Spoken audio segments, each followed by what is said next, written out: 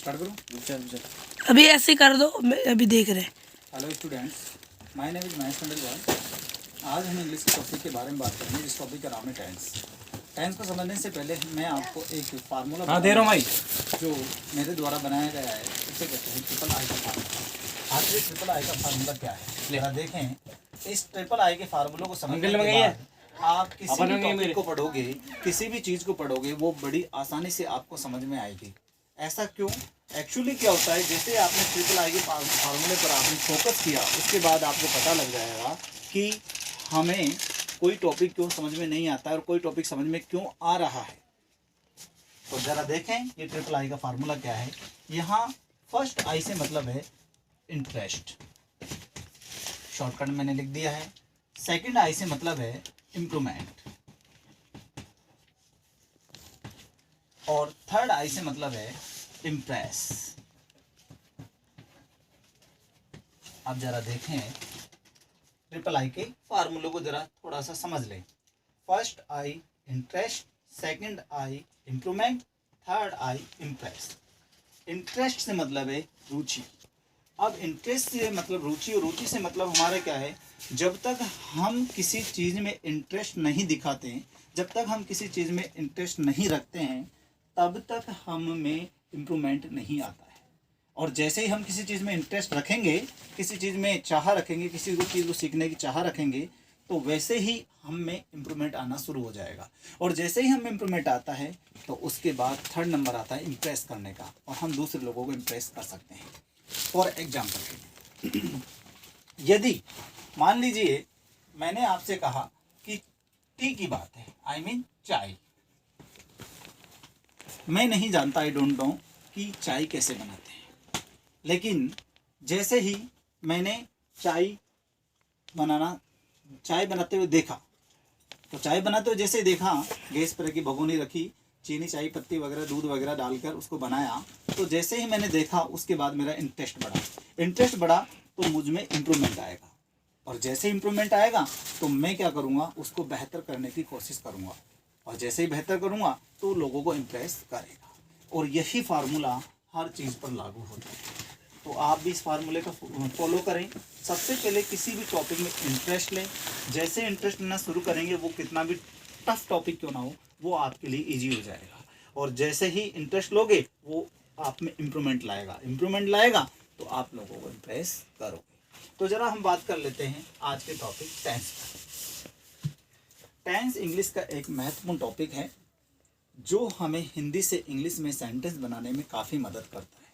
लेकिन आप कितना ही डीपली टेंस पढ़ लीजिए, कई बार हमारे सामने प्रॉब्लम आ ही जाती है। तो मैं आपको शॉर्टकट के अंदर टेंस के रूल्स समझा दूंगा, और उसके बाद कैसे हम हिंदी से इंग्लिश में सेंटेंस को कन्वर्ट कर सकते हैं, ट्रांसलेट कर सकते हैं, वो हम समझ लेंगे। तो ज़रा देख लीजिए। सबसे पहले हम समझेंगे टेंस। टेंस को हमने 3 भागों में बांट दिया है, डिवाइडेड कर दिया 3 भागों में। ये एक नॉर्मल बेसिक नॉलेज है, जैसा कि आप सब जानते हैं। अब यहाँ आप देख रहे हो, फर्स्ट है आपका प्रेजेंट टेंस, सेकंड है पास्ट टेंस, और थर्ड है आपका फ्यूचर टेंस। प्रेजेंट टेंस को हिंदी में वर्तमान काल कहते हैं, पास्ट टेंस को हिंदी में भूतकाल कहते हैं, और फ्यूचर टेंस को भविष्यकाल कहते हैं। अब ये तो मुख्य टेंस के 3 भाग हो गए। प्रत्येक टेंस के 4 भाग होते हैं। एक कहलाता है इंडेफिनिट, एक कहलाता है कॉन्टिन्यूअस, एक कहलाता है परफेक्ट, और एक होता है परफेक्ट कॉन्टिन्यूअस टेंस। अब इनके हमने यहाँ पर शॉर्ट वर्ड ले लिए। इंडेफिनिट को मैंने यहाँ पर शॉर्ट वर्ड में आई बता दिया है, कॉन्टिन्यूअस को सी बता दिया है, और परफेक्ट को यहाँ पर पी, और पीसी का मतलब परफेक्ट कॉन्टिन्यूअस टेंस। अब हम कैसे इनको याद कर लेते हैं, जरा शॉर्ट टेक्स्ट में देख लेते हैं। अब मैंने यहाँ से एक वर्ड लिया प्रेजेंट, प्रेजेंट को आई के साथ जोड़ा, तो ये बन गया प्रेजेंट इंडेफिनिट टेंस। ऐसे ही फिर मैंने प्रेजेंट को सी के साथ जोड़ा, तो बन गया प्रेजेंट कॉन्टिन्यूअस टेंस।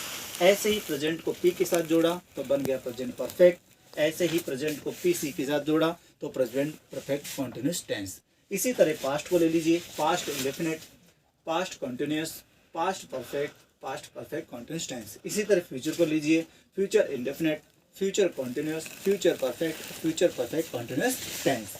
अब बात आती है कि हम याद क्या रखें। तो याद रखने की आपको जो ज़रूरत है, वो याद रखने की चीज़ें हैं ये 4 वर्ड। एक है इंडेफिनिट, एक है कॉन्टिन्यूस, एक आपका परफेक्ट हो गया और एक परफेक्ट कॉन्टिन्यूस, आई सी पी और पी सी। इन 4 वर्डों को आप इन मुख्य वर्ड के साथ जोड़ दीजिए, ये इसके उपभाग बन जाएंगे। तो अब आपको समझ में आ गया, एक बार और रिपीट कर लेते हैं। Present indefinite tense, present continuous tense, present perfect tense, present perfect continuous tense. इसी प्रकार past indefinite tense, past continuous tense, past perfect tense, past perfect continuous tense. इसी तरह future indefinite tense, future continuous tense, future perfect tense और future perfect continuous tense. अब हम आगे बढ़ते हैं। अब हम बात करते हैं मेन वर्ब की। तो वर्ब के बारे में जरा देख लेते हैं। एम बी या पी बी कह दो, और एक होती है हेल्पिंग वर्ब। वर्ब के हम 2 प्रकार लेते हैं, एक तो होती है मेन वर्ब और एक होती है हेल्पिंग वर्ब। हालांकि हिंदी में 2 क्रियाएं चलती है, जिसको कहते हैं अकर्मक क्रिया और दूसरी होती है सकर्मक क्रिया। अगर हम इंग्लिश की बात करें तो उन्हीं को हम ट्रांसिटिव वर्ब और इंट्रांसिटिव वर्ब के नाम से जानते हैं, लेकिन हम इस समय अकर्मक क्रिया और सकर्मक क्रिया की बात नहीं कर रहे हैं। मैं आपको नॉर्मल और इजी तरीके से 2 चीज़ के बारे में बता रहा हूँ। यहाँ हमने वर्ब को बांट दिया है 2 भागों में। एक है मेन वर्ब, जिसको एम बी शॉर्ट वर्ड में कहेंगे, और इसको हम अगर एम बी नहीं बोले, मेन वर्ब नहीं बोले, तो हम पी वी भी कह सकते हैं। पी वी का मतलब यहाँ पर प्रिंसिपल वर्ब से होता है, और दोनों का हिंदी में अर्थ हो गया मुख्य क्रिया। दूसरा है एच वी, इसका मतलब भी हो गया हेल्पिंग वर्ब। हेल्पिंग वर्ब का हिंदी में कहते हैं सहायक क्रिया।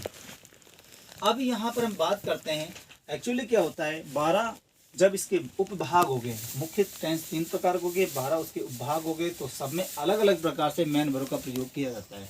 तो हम दरअसल एक्चुअली क्या है कि याद नहीं कर पाते, कई बार भूल जाते हैं। तो उसी चीज़ को याद रखने के लिए शॉर्ट में मैं आपको बता देता हूँ।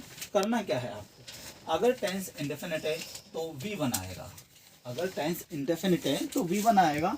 यदि टेंस कॉन्टिन्यूस है तो V1 प्लस ING, जिसे हम V4 के नाम से भी जानते हैं। अगर टेंस परफेक्ट है तो V3 आएगा।